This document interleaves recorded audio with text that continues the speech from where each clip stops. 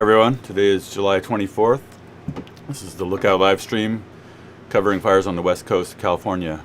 We're going to look at the Hill Fire in the Six Rivers National Forest. We're going to look at the Mill Fire closer to home here in Portola.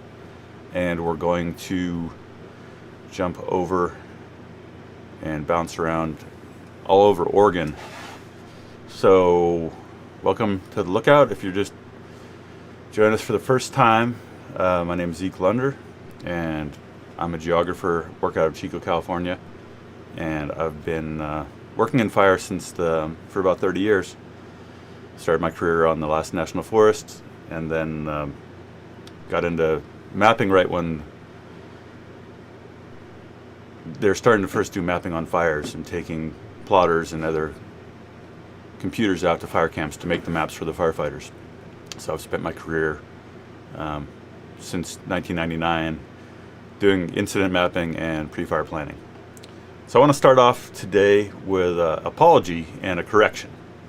The day before yesterday, I was talking about kind of a lot of the background of fire in this area, and I told a story about Gold Mountain, Nakoma Resort.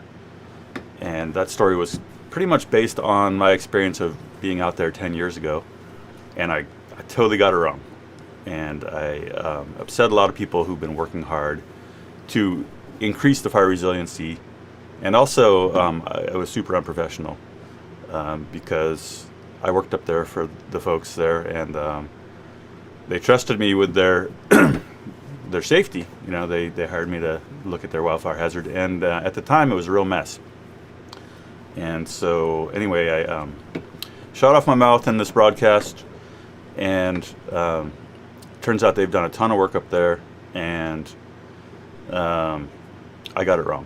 I totally got it wrong. So I want to apologize, and also I want to read a letter that I got from someone who's working up there, Carrie Curtis, who's does a lot of their forest management, and so I feel like let me read his letter to me.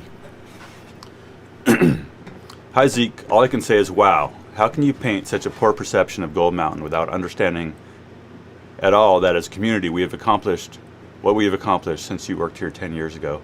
You've obviously not kept in touch with our forest management efforts since you provided us with your analysis. We actually led Plumas County in forest management, partnered with the Fire Safe Council on projects. One of our residents is the vice chair of the Plumas Fire Safe Council, and we've helped lead the formation of Portola Firewise. We have for the past 3 years contracted and paid for a respected federal forester to analyze and lay out fuel reduction projects within and outside of Gold Mountain. In the last 2 years alone, we have treated over 350 acres, more than a quarter of our community, to implement community-funded projects and to extend our southern fire break on private property for more protection for our community. Yes, we paid full boat for the projects on private property. You, solely, are contributing to your broadcast a negative perspective of our community. I'm so disappointed. Do you realize that we have the best funded wildland protected community in eastern Plumas? Do you know that we have established a wildland fire cadre in the community and now have a Plumas Forestry wildland vehicle to respond within the community? Do you realize we are about to pull the plug on a fully managed fuel reduction program that is only achieved by large communities such as North Star? I'd be interested in who is providing you with anything to the contrary. The true story is that due to community efforts, Gold Mountain has not had this fire come into our community. That is the success story. You've painted Gold Mountain in a very negative light. Please get a grip before going out and bashing a community. You better check with those in the community first. I agree. I totally, all I can say is I apologize. Haven't been out there for a long time. I chose my words poorly. So I've pulled down that video. I talked to some folks up there, and we'll tell that story correctly. We'll get some information. But I feel bad for causing all these folks trouble when they're already stressed and already evacuated, and just wanted to issue that correction.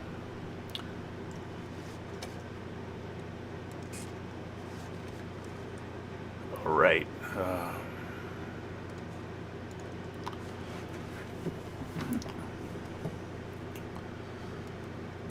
So for context, here's the fire.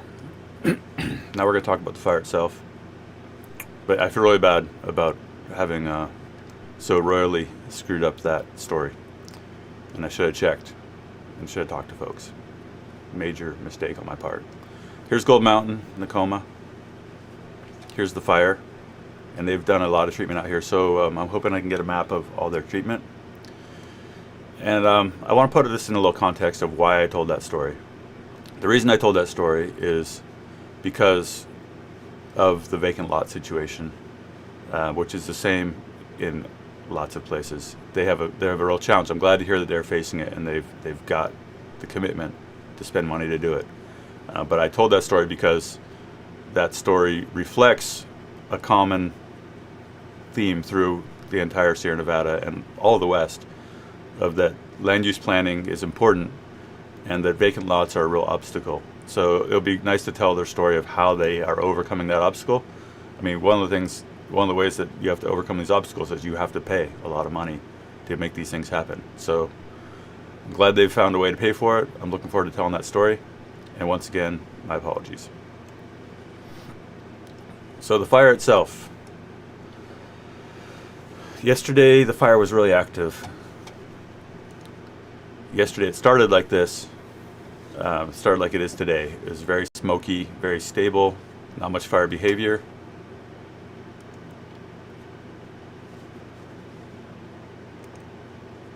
This is kind of current situation right now, a scene from Beckworth Peak. Fire's kind of just smoking along underneath the kind of inversion and all the smoke that it created yesterday that's laid down into the valleys. View from Sierra Buttes, you can see a lot of drift smoke out here. This is looking, what direction? Looking a little bit to the east, sun's rising over here.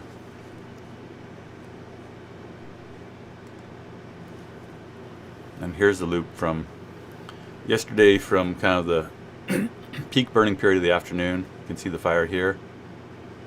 And you can see the fire dies down a lot overnight. You can also see all the big fires in the Pacific Northwest.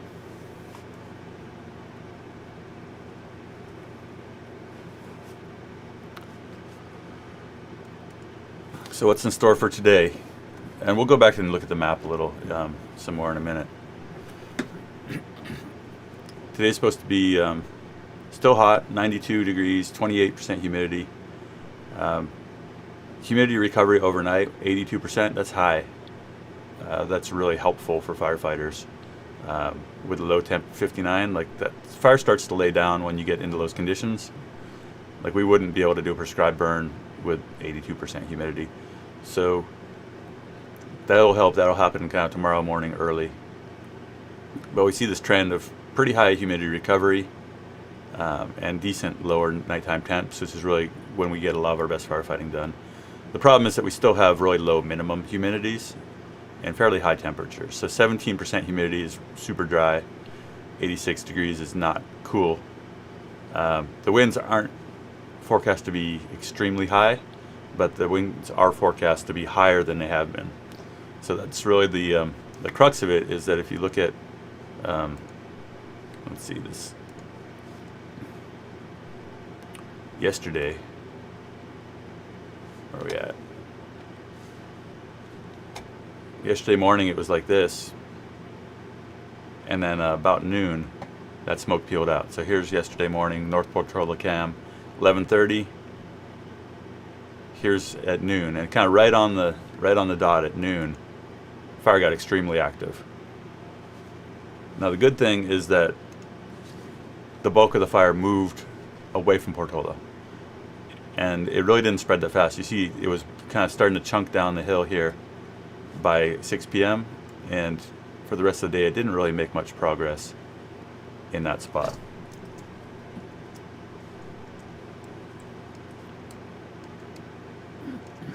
So here's intel from last night, about 10 o'clock.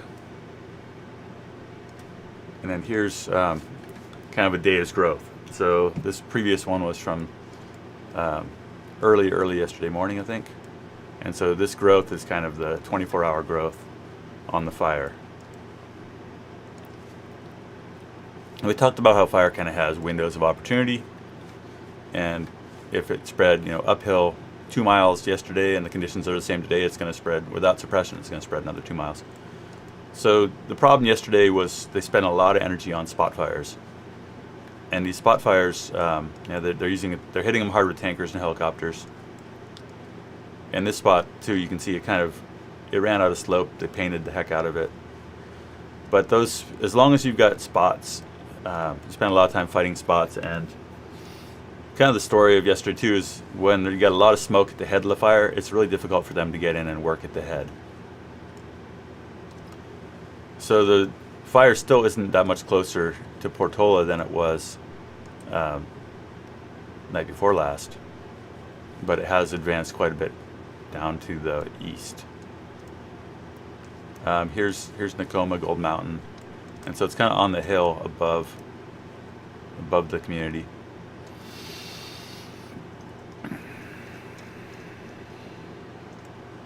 Smith Fire is part of the story. The Smith Fire is pretty much out. They got that out on the first day, so this one above the Delacur on the first night was pretty much done.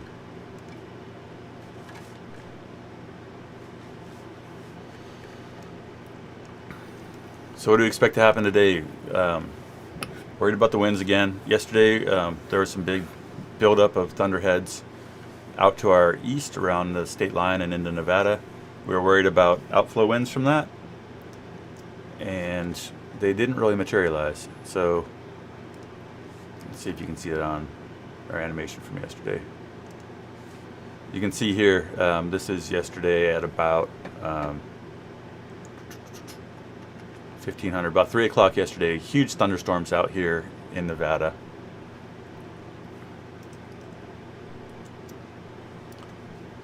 And as those move through,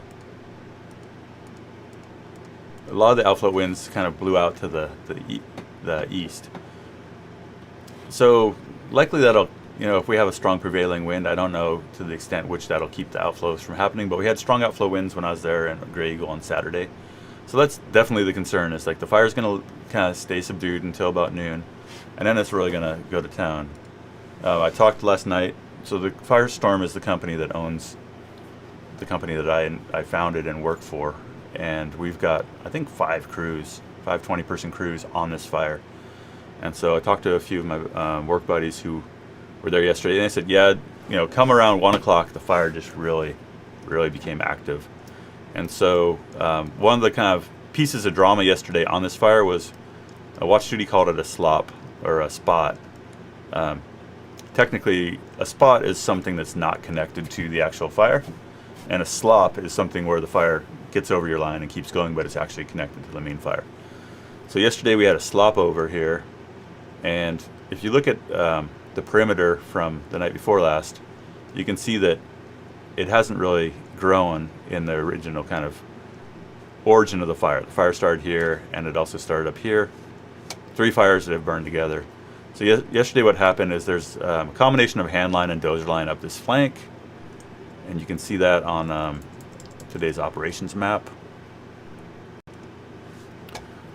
where here's the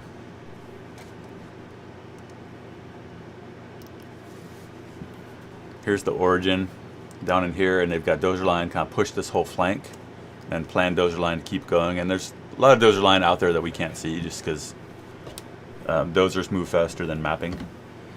But what happened yesterday was there's kind of mixed hand and dozer line up this flank of the fire, what's called Division B, Division Bravo. I think I'm wrong. Division B's on this side, but there was a slop over here, and it got over the line and it raced up the hill. So we saw that yesterday on the cameras, and didn't grow the fire a lot, but it pretty much shook off that containment they've got. And then when you look at now where the topography is on this side, it's likely they got hand crews in there overnight and kind of tied a lot of this in. But it's not real easy terrain here, going down across this drainage and back up the other side. So what we're going to see today is just come early afternoon, inversion's going to lift, the fire's going to keep kind of spotting, and winds are as always the total wild card. Here's kind of an interesting map. Oh, totally don't show my screen. Sorry, people. I'm trying to get my buddy to help produce here, so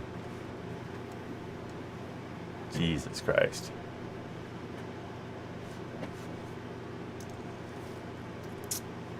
Distracted people. Okay.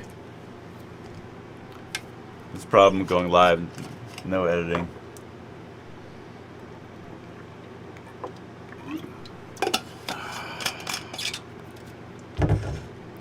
Okay. Here's the fire.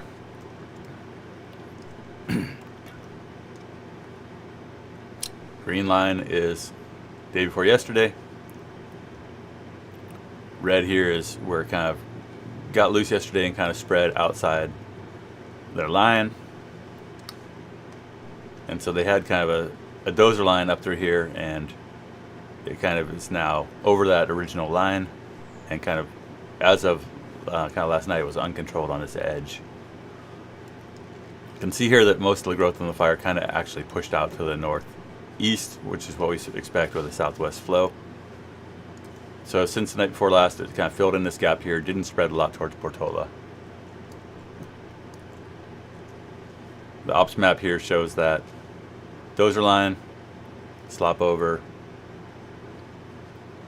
We don't know what's going on out there. Heard they've kind of been having a hard time getting crews. That's why they've got 5 contract crews on here. The Forest Service has had a hard time keeping employees because they don't pay them enough. And firefighting's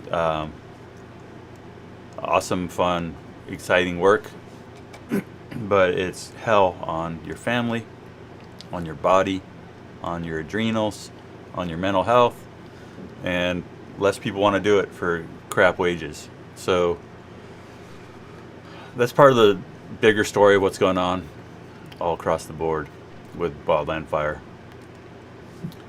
So this map is kind of interesting. I get my maps from, there's a public website that they use to share maps. And this map was up there today. This is called the RMA pod map. Pods are what we call potential operational delineations.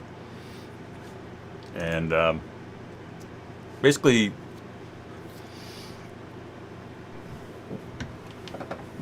someone says, put a post-it note on your mic.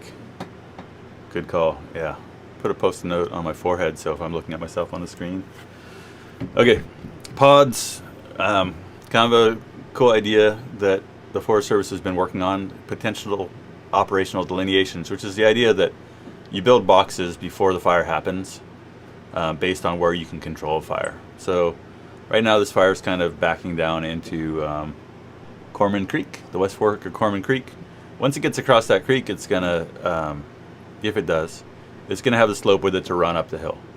And so they may or may not have time to put a fire line in here and really prep it well before the fire runs up the hill, spots over the other side, and then does the same thing over and over. So this topography is just kind of great setup for the fire to run a ridge, hopscotch, jump to the next ridge. Sorry here. So what we're talking about over here is fire's down here, kind of backing down into this creek. If and when it crosses, it's going to have the wind with it, so we're looking kind of the direction of the wind. The wind's going to want to push it up this hill, and when it does, it's going to want to spot over this ridge. So go up the next ridge, and so sometimes that happens quickly, sometimes that happens in a couple hours, sometimes that happens in a couple days. But the idea is that fires in this country around, here, Susanville, everything else, they like to hopscotch. They like to run a ridge. That's what spreads them quickly. It's not like the fire just goes 10 miles an hour. It's more that the fire runs up a hill, spots a mile, runs up a hill, spots a mile, runs up a hill, and then suddenly you're like, wow, the fire just spread 6 miles in 3 hours. What happened? It's hopscotching like that.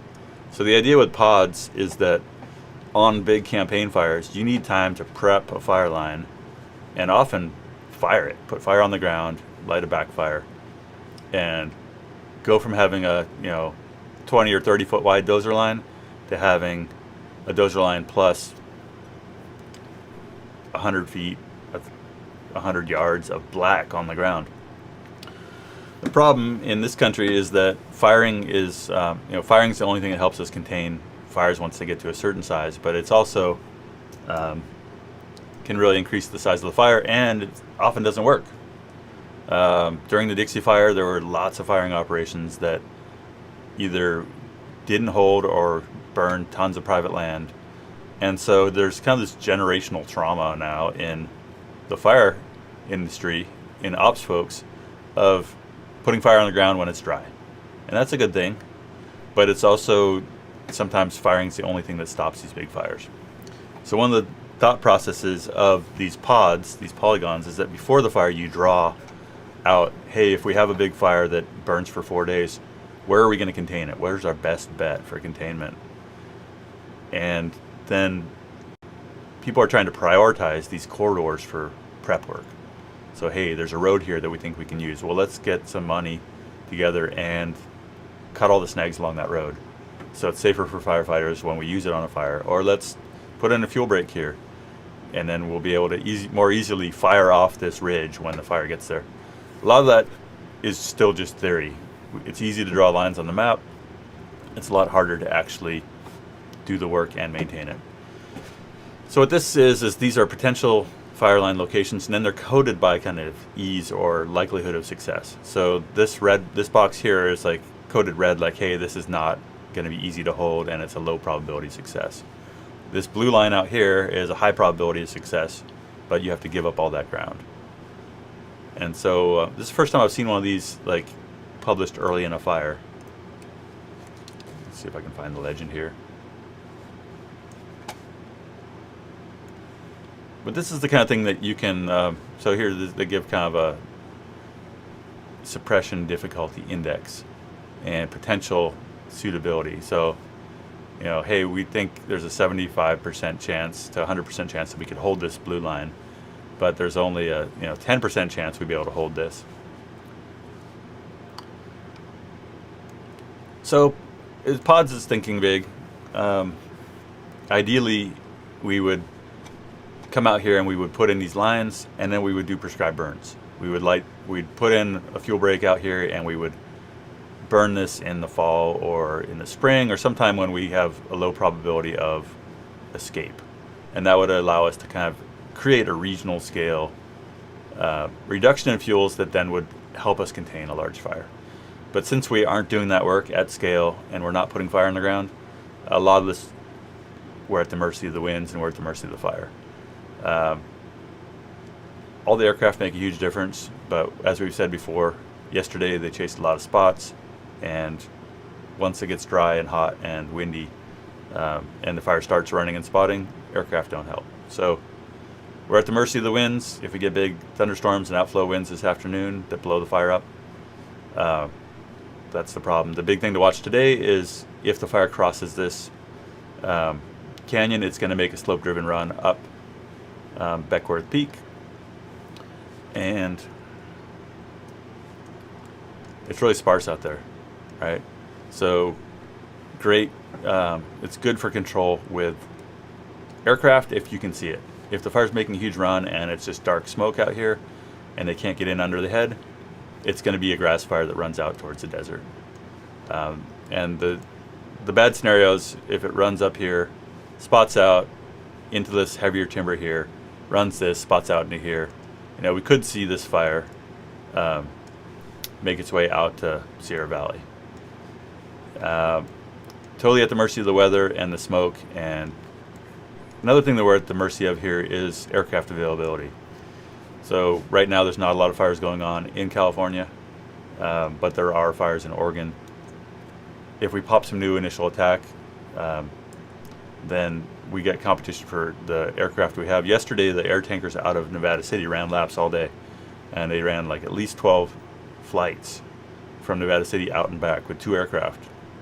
And so if those are initial attack aircraft out of Nevada City, if we pop fires in the foothills, cold country, anywhere kind of where there's a lot more people, we lose those aircraft.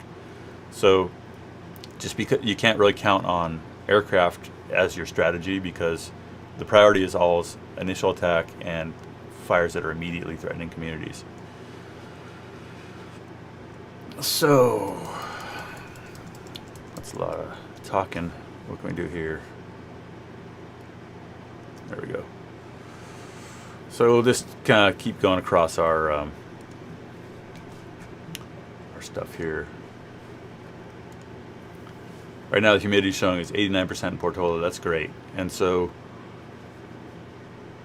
when you have the crews available at night, that's the time to get fire line, direct fire attack done. Looking at kind of the overnight spread of the fire last night, it's burned all crazy all afternoon. I mean, backing and moving out in the desert, and in the dark, it always looks a lot more scary on these infrared cameras. But what you can see is that through the night, the fire activity really kind of dwindled. There's still a lot of heat out there, but come right before dawn, like the fire's laying down, and so potentially you can get out and you can do some direct firefighting during those conditions. Another thing that's interesting here is you see like these are probably dozers working around continuously around the edge of Portola. You see these big bright lights moving around out there.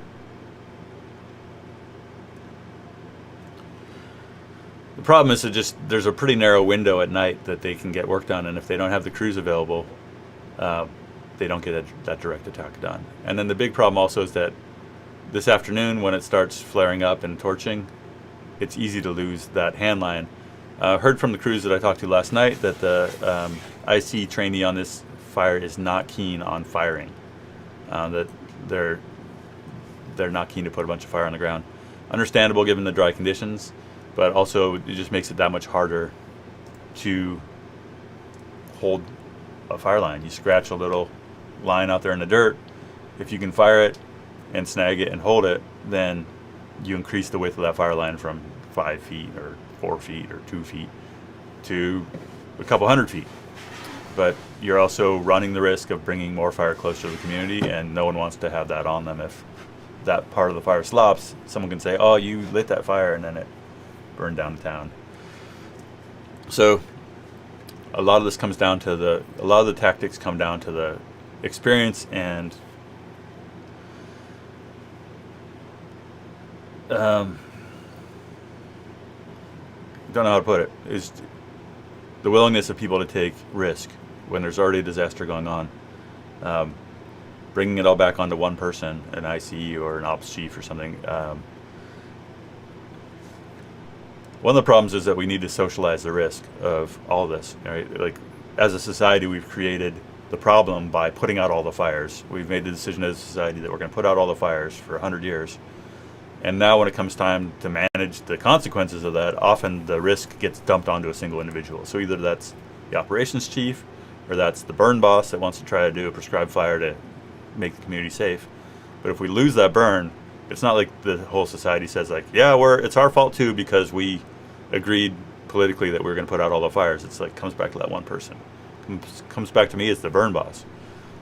So I've got very little incentive to risk my personal neck to put good fire on the ground out here to save your town. Same thing during ops. Ops chief gets paid whether he puts the fire out or not, and so these tactical decisions, they're shared by a lot of people, but the blame can be assigned to this team versus all of us. Okay. So looking at the kind of, when we talk about kind of the big picture, things that are going to affect resource availability, forecast for today, we've got these red flags, or high risk, what we call high risk triggers for potential lightning on the east side, Lassen County, Plumas County, Modoc County, a little around here around Sierra Valley, and then winds. So mix of wet and dry thunderstorms with moderate footprints of rain favoring the east of the crest, including the Modoc Plateau, but a cell or two could impact the northwest. Thunderstorm potential increases tonight into Wednesday. This is from yesterday, favoring the east, but can't rule out strikes in the Bay Area and Coast Range. Heat signal, let's see. So the winds will increase area-wide Wednesday with breezy to locally windy conditions and RH values in the teens, 20s. Outflows and downdrafts are a concern across the east especially. So this is what we talked about. And local to breezy Thursday. So we're going to have stronger southwest and south winds across the east on Friday. So that kind of pushes the agenda a little bit. If we're expecting south winds, that pushes the fire a little more towards Portola. So as we've said quite a bit, like, the good thing is right now the fire is uphill Portola, and it's going to take a lot for the fire to push in a hurry down into town. But given the forecast, not out of the woods yet. All right. So I'll take a couple questions on the mill fire, and then we're going to jump on to other things.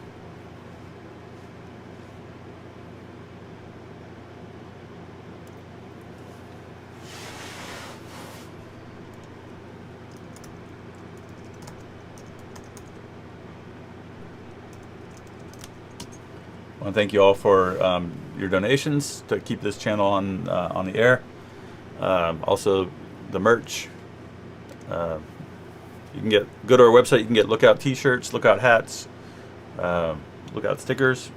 If you become a subscriber, we'll send you some stickers eventually, and you'll also get on our newsletter that comes out via email. All right.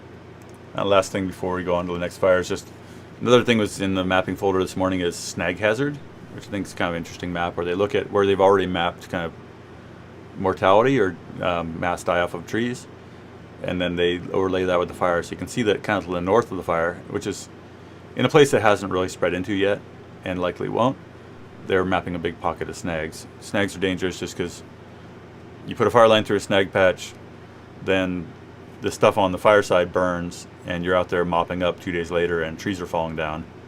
Lots of trees fall down during fires, and lots of snags kill firefighters. So snags and firefighters, not a good mix.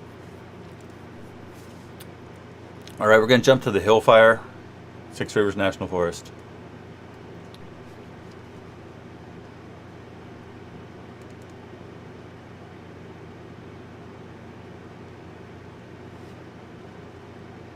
So to give some context here on hill,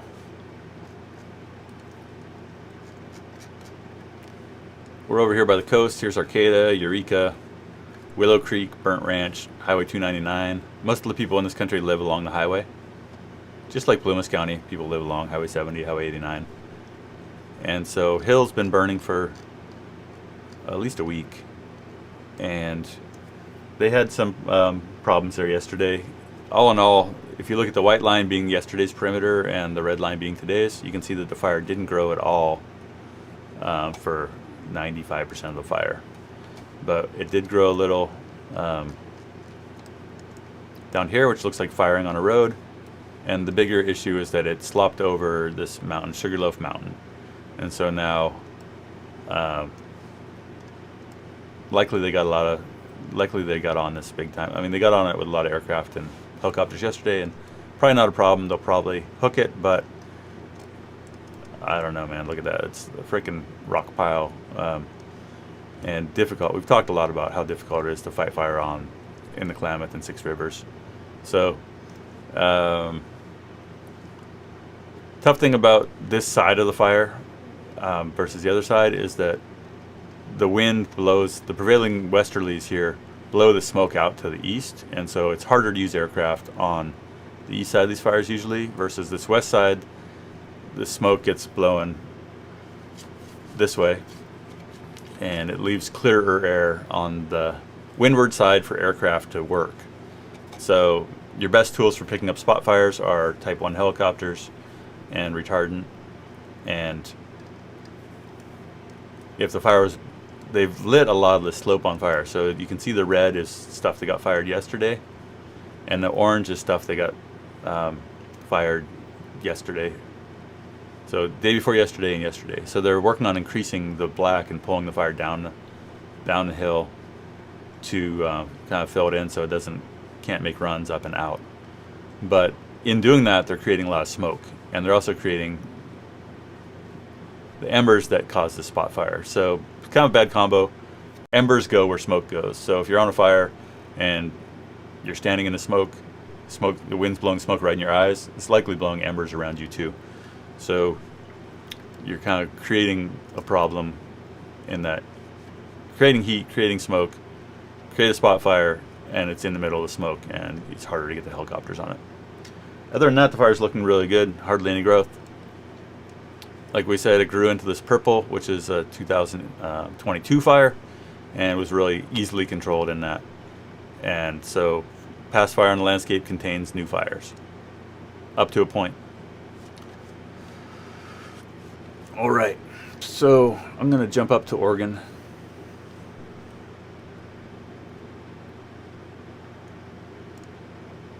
Turn on our heat satellites here.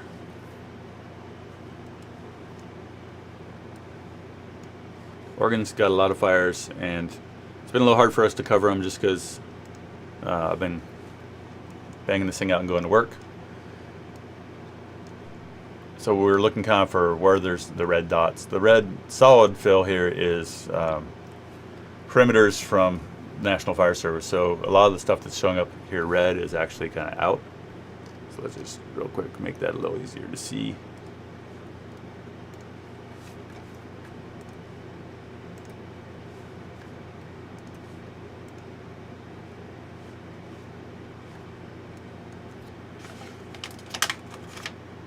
Okay, so we're going to come in here and just work our way up the west side. We've been following this fire out here, the Middle Fork fire.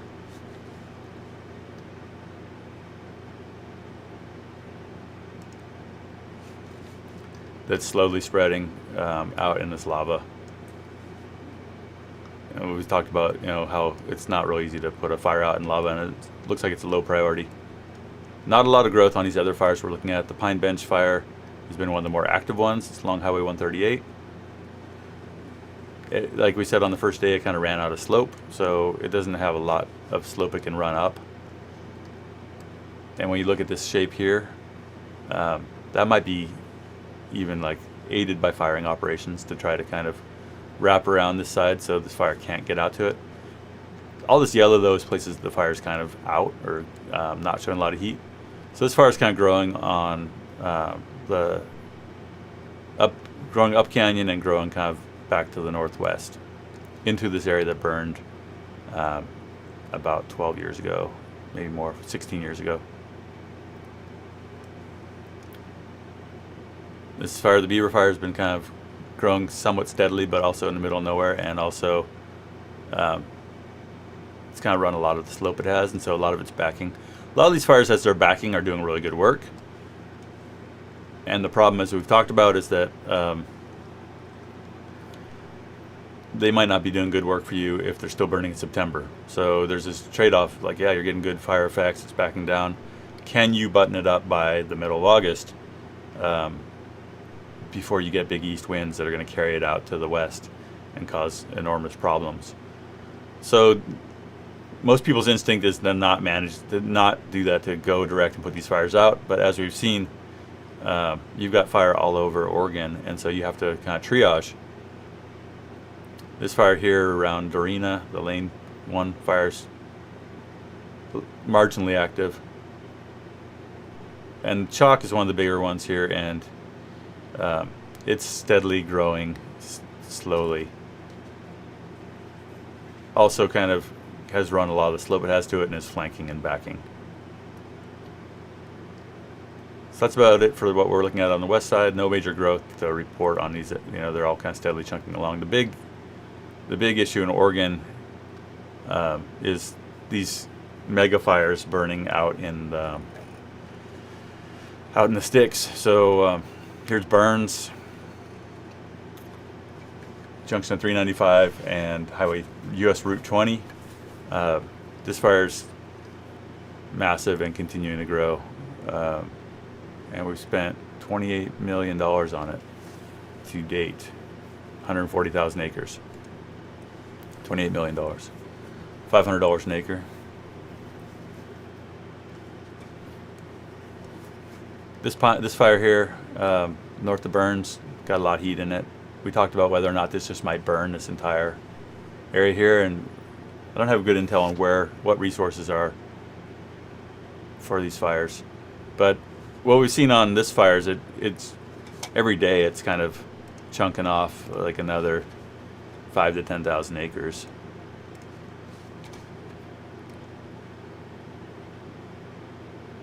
Six square miles, about 3,000 acres, not 5,000 acres there.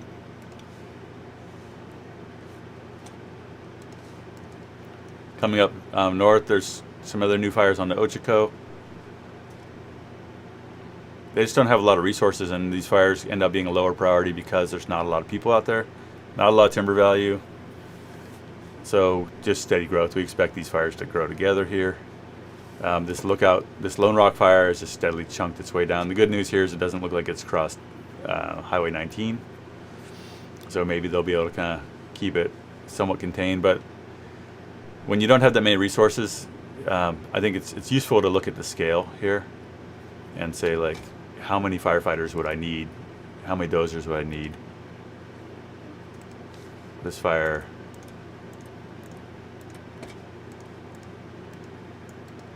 it's 15 miles across the top of it. A hotshot crew, hand crew that's really banging can maybe do a mile a day of fire line in kind of not heavy fuels. So you need 15 crews if you're going to do that by hand. If you're going to do it with a dozer, you still need a lot of dozers. And then, as we've talked about, it's one thing to put in the line, it's another thing to actually be able to fire it and hold it and mop it up. And at the same time, you're popping new fires and you're getting winds. And so there's definitely a tipping point on fires where you just exceed the scale of human kind of control. And these are long past that. So the best we can hope for up here is rain, and that these fires don't just burn this entire mountain range. But as we talked about the other day, that's kind of the story of what's happening, is we're losing our forests. And in a lot of ways, it's beyond control at this point. It's beyond our scale, our ability to do it. Someone wants to see the flight paths. Good. Divert me from the gloom and doom of losing all our forests.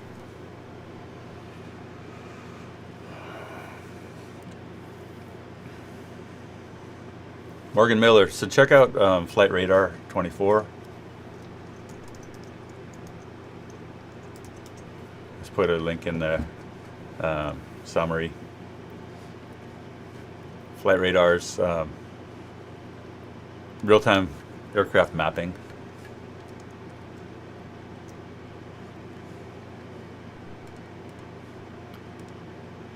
Forgot to show this map. This is a map of here, I'll turn my map back on. It's a map of the progression of the hill fire, where you can really see how they fired it. So when we talk about firing operations, this is like classic firefighting, and the reason that they're able to fire this right now is because they're in west side kind of temperate forest near the coast, higher humidities, and the terrain really lends itself to it. So firing operations work best on steeper ground because you can put in a ridgetop fuel break, you can light it, fire line really, and then you can get depth and you can back the fire down the hill. And fire is most controllable when it's backing down a steeper slope, especially if you're not worried about it going down the hill, about rollout. So terrain here, this is just classic big box firefighting. They boxed it on roads quickly on this flank because they had roads and easy access. It took them several days to prep fire line down this ridge, but that was the plan. As soon as they got there was, hey, let's get dozers and crews and chippers and let's prep this tactical ridge. Likely it was somewhat prepped from, they held a big fire here 16 years ago. So a lot of the snags, everything else. So when we talk about transfer lessons from the west side, big box firefighting, to here, we've got much more difficult terrain in that we don't have these real distinct ridges. It's dry, it's windy, we're minimally resourced. And so a la Dixie fire, you can put in a ton of dozer line here, but if you don't have the resources to fire it, you're not going to hold it. if the wind blows and you've got spotting.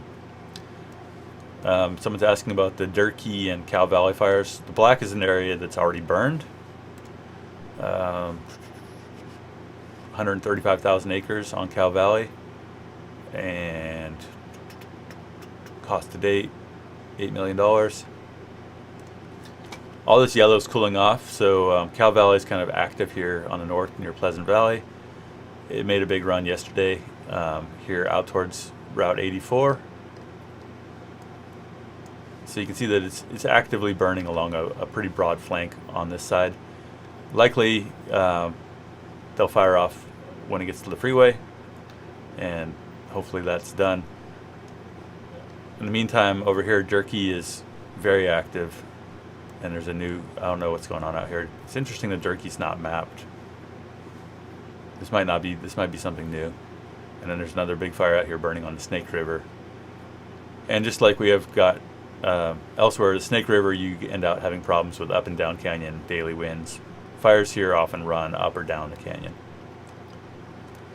So fire everywhere all over eastern Oregon. The biggest problem where it's not timber is cheatgrass invasion. You burn a big area like this and it's likely to come back in cheatgrass. Fine, furry little fuel that is going to set up for another large fire. So cheatgrass is really changing the fire regime of the deserts, and that's our biggest worry. It's not that fire burning grass is bad. Often, in places where you don't have cheatgrass, burning the grass off is a temporary inconvenience for the ranchers, but it often results in more productive grass land. But where you got invasive species or you're wiping out your sagebrush, fire's not good. So there's a lot of subtlety to what makes good fire and bad fire. But in the desert, where you've got cheatgrass, that's the biggest issue. Biggest issue over here is that we're going to kill a lot of the timber that remains. But as I was saying before, a lot of these forests, you see all these roads that were put in here to log this forest over the last long time. And a lot of these forests, we kind of killed them 50, 60, 70 years ago when we started putting out every fire and we cut all the big trees down. We set the stage for this kind of slow motion train wreck we're seeing now, where we get Dixie fires that burn through hundreds of thousands of acres of contiguous second and third growth that are not fire resilient. So yeah, it sucks to be living through the actual loss, but this train left the station, decades ago. So on that cheery note,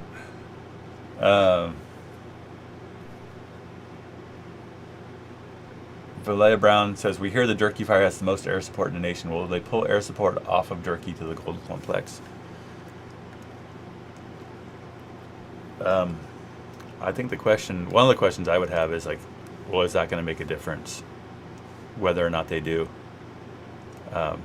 Because obviously air support without ground troops doesn't put fires out. You can slow it down. You can paint this all.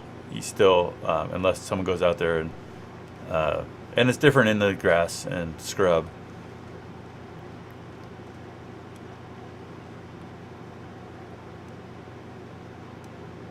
This is good country for the very large air tankers, your DC-10s,